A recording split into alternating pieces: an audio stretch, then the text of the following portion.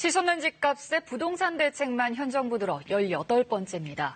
특히 이번 대책은 대출과 세제, 청약 모두를 아우르는 초강력 규제라는 평가인데요. 하지만 관건은 역시 시장 반응이겠죠. 자, 이번엔 정말 집값이 잡힐 수 있을지 친절한 뉴스 이윤희 기자와 자세히 짚어봅니다. 자, 이 기자 먼저 이번 부동산 대책 이 발표부터 예고도 없이 기습적이지 않았습니까? 네, 사전 예고 없었습니다. 전격적이었습니다. 시장에 무언가 충격파를 주기 위함이겠죠.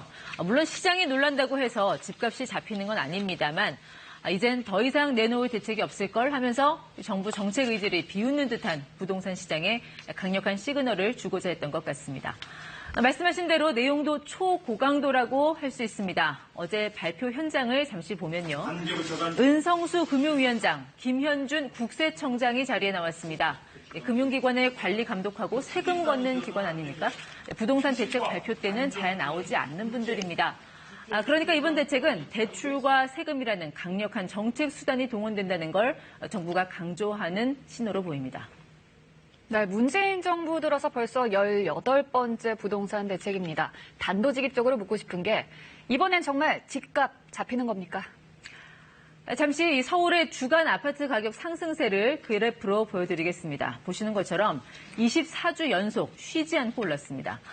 열심히 목돈을 모아도 대출을 받아야 아파트 살 수 있는 게 일반적인데 이번 대책이 그 돈줄을 콱 틀어 막았으니 일단 수요는 급격히 줄어들 수밖에 없을 겁니다. 특히 15억 원이 넘는 고가 주택에 대한 대출은 거의 차단된 거나 마찬가지라 이런 비싼 고가 주택의 신규 매수는 사실상 힘들어졌다고 얘기할 수 있는 상황입니다. 이렇게 되면 일시적으로나마 집값 상승세가 주춤할 수밖에 없을 겁니다.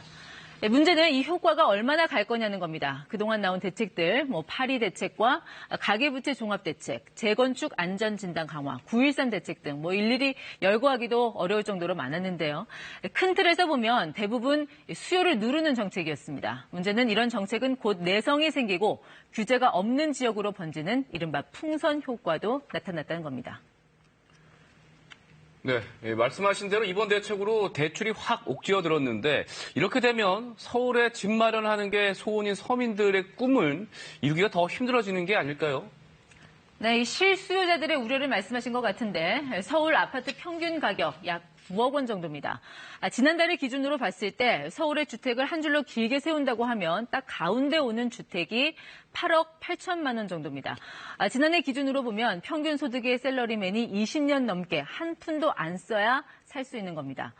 그런데 이제 9억 원이 넘는 주택은 20% 이상 대출을 못 받게 됐죠. 자, 이 집값이 10억이라고 할 때 10억 현금을 다 들고 사는 사람이 얼마나 될까요? 당연히 실수요자들의 우려는 커질 수밖에 없는 상황입니다. 앞서 서울 평균 집값이 9억 원 정도라 했는데 이것도 평균이 그렇다는 것이지 선호도가 높은 강남, 용산, 마포만 봐도 대출을 한 푼도 받을 수 없는 시가 15억 원 이상의 아파트가 상당히 많지 않습니까? 하지만 이제는 은행에 수억 원을 쌓아두지 않는 한 이 동네 집주인이 되기는 상당히 어려운 일이 됐습니다. 누구나 살고 싶지만 아무나 살지 못하는 철옹성이 될 거란 우려가 나오는 이유입니다. 주거 여건 좋은 곳에 살고 싶은 사람은 많은데 정부는 서울 바깥에 신도시를 짓고 있으니 이런 간극을 메워야 하는 게 상당히 어려운 과제로 보입니다. 네, 이번 대책에서 또 하나 눈에 띄는 게 종합부동산세, 즉 보유세 인상입니다. 세금 압박에 매물이 좀 나올까요? 또 그러면 집값은 좀 떨어질까요? 일부 다주택자들이 집을 내놓는 효과는 있을 걸로 보입니다. 종합부동산세도 강화되지만 무엇보다 이 공시가격의 현실화율, 그러니까 공시가격이 시가에 가까워지는 현실화율이 상당히 올라가죠. 그리고 일부 조건은 달았습니다만 다주택자들에게 집을 팔 수 있는 유예기간을 내년 6월까지로 짧게라도 퇴로를 열어놨습니다. 앞으로 6개월 정도는 어느 정도 이익을 보전하면서 집을 내놓을 수 있는 기회가 있으니까 이 시기에 매물이 나올 가능성은 있어 보입니다. 하지만 이 보유세를 올려도 양도세가 높아서 선뜻 집을 내놓지 않는 경우 많았고요. 무엇보다 집값이 지금처럼 하루가 다르게 팍팍 뛰는 상황이면 글쎄요, 이 다주택자들이 과연 세금 무서워서 집할까 하는 회의적인 시각은 여전합니다. 물론 이 대출 규제가 워낙 강력하게 적용되니까 당장의 집값 오르는 건 막을 수 있다 해도 실거래가를 낮추는 효과까지 이어질지는 지켜봐야 한다는 그런 이야기가 나오고 있습니다. 정부가 이번 부동산 대책을 발표하면서 청와대가 참모진을 향해서 이례적인 요청을 했더라고요.